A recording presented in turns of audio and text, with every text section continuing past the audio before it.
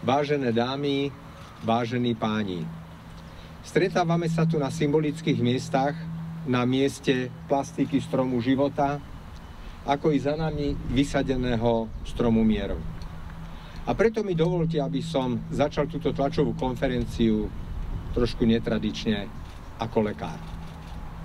Ako lekár, ktorý prináša na svet život a počas celej kariéry profesionálnej sa o tento život aj stará.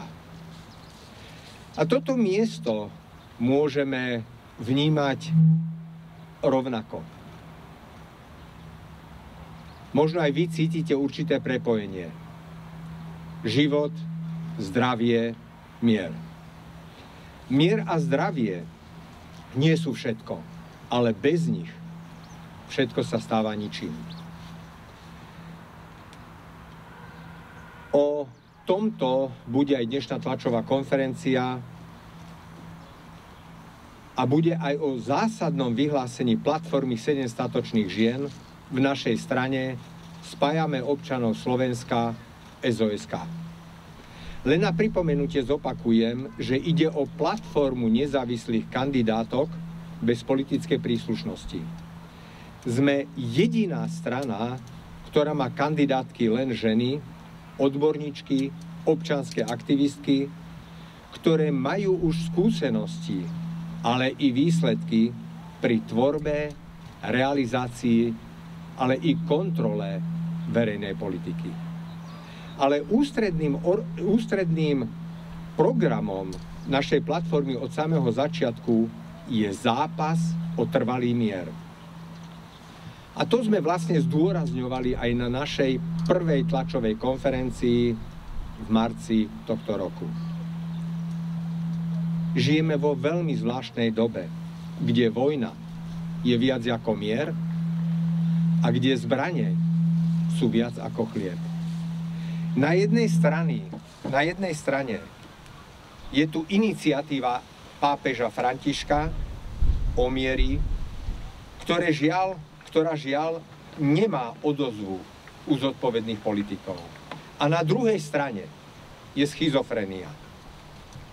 A to, že európski štátnici oslavujú 9. maja Deň mieru a jednoty Európy, pričom tí istí štátnici sú nositelia neustále sa stupňujúcej vojnovej hystérie. No, oni nikdy nebojujú priamo v zákopoch, ale v ich mene bojujú a zomierajú obyčajní ľudia. A pritom sa ich nikto nepýta, či chcú bojovať a zomierať v nezmyselných vojnách. Nám však záleží na mienke obyčajných ľudí, preto naša platforma 7 statočných žien predkladá v tomto smere zásadné vyhlásenie. Manifest pre svetový mier, s ktorým vás chceme oboznámiť. A preto dovolte, aby som ho tu prečítal v plnom znení. Vyzývame politikov členských štátov Európskej únie, aby si osvojili výzvu pápeža Františka na ukončenie všetkých vojnových konfliktov a boli na strane pri rokovaní o mieri. Vojna je negáciou ľudskosti, to povedal pápež František. Len v mieri sa môže rozvíjať hospodárstvo a ekonomická prosperita občanov, povedal Robert Schuman. Dňom Európy 9. mája, ktorý je oslavou mieru a jednoty v Európe, si pripomíname 74 rokov od Schumanovej deklarácie, prejavu francúzskeho ministra zahraničných vecí, ktorá dala základy integračného procesu európskej povojnovej mierovej hospodárskej spolupráce a postupne sa pretvorila až do dnešnej Európskej únie.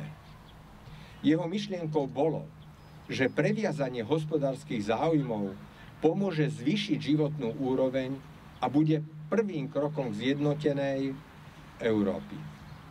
Príspevok, ktorý môže organizovaná a žijúca Európa dať civilizácii, je nevyhnutný na zachovanie mierových vzťahov. Svetový mier nemožno zachovať bez toho, aby sme nevyvinuli tvorivé úsilie úmerné nebezpečenstvám, ktoré ho dnes ohrozujú. Kto iný ako ženy, darkyne života, vedia lepšie uplatniť pápežovú výzvu na zastavenie tohto vojnového šialenstva a nastolenie trvalého mieru a tým prosperity všetkých ľudí. Vyzývame ľudí dobrej vôle všetkých krajín. Spojme sa pre svetový mier.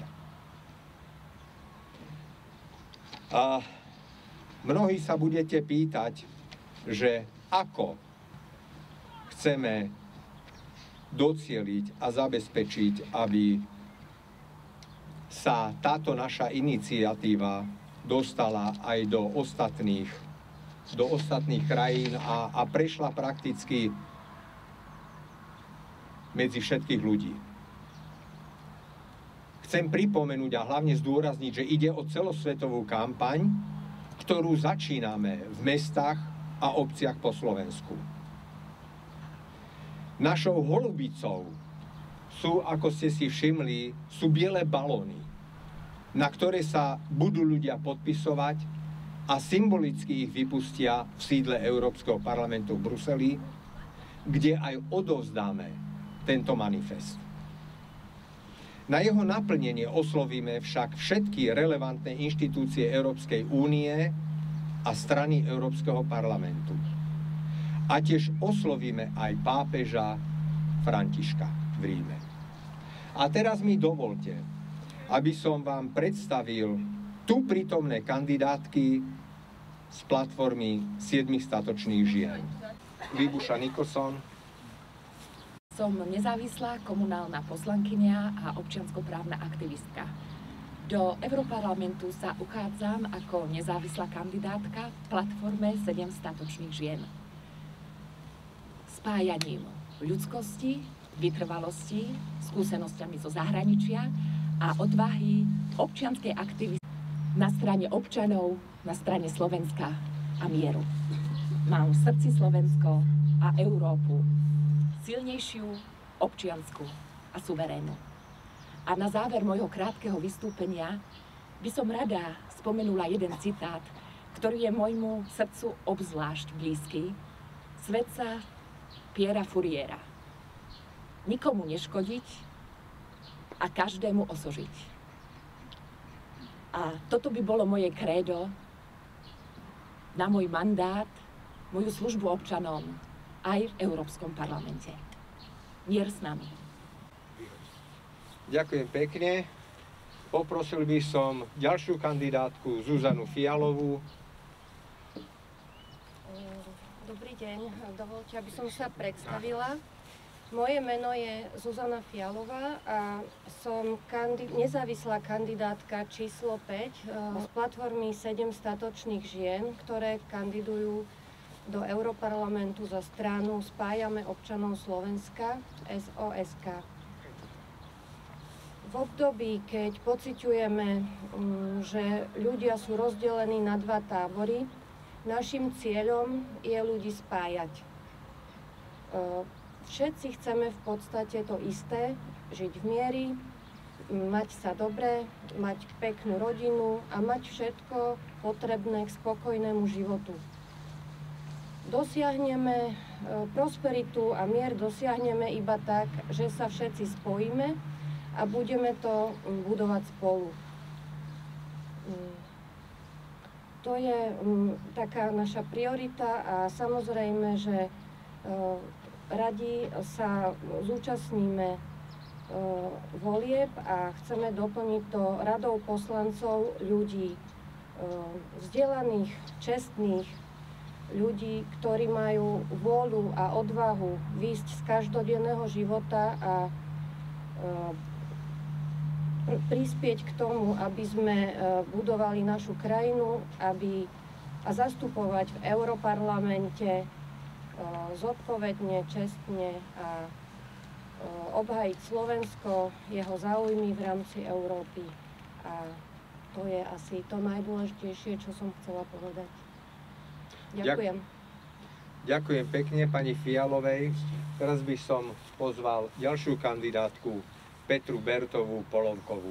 Nech sa páči. Na platforme 7 statočných žien som pod číslom 2. Európska únia bola vybudovaná na určitých hodnotách, na určitých princípoch. Dnes sa pýtame, je ešte tou inštitúciou, ktorou bola na začiatku, tou demokratickou inštitúciou? Medzi moje priority patrí priniesť silnejší hlas, silnejší občiansky hlas.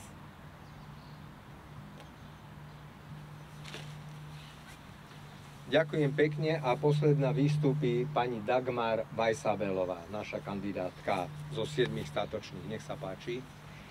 Dobrý deň, milované Slovensko, milovaná Európa. Je najvyšší čas spojiť sa v miery a láske s plnou, vyrovnanou mysľou k tomu, aby sme zabránili všetkým aktuálnym vojnovým konfliktom v Európe a vo svete. Pripájam sa vedome k tejto našej výzve a požiadali by sme prezidenta Slovenskej republiky, vládu, parlament a všetkých občanov Slovenskej republiky, aby sa pripojili k tejto mimoriadne dôležitej mierovej výzve. Iba tak dokážeme žiť v miery a láske, v kľude so svojimi rodinami a deťmi. Zo srdca vám ďakujem. Ďakujem veľmi pekne. Skôr ako prejdeme k otázkam, ak budú nejaké, dovolte, aby som aj ja a všetci ostatní poslal do sveta takýto balón, ktorým začíname našu kampaň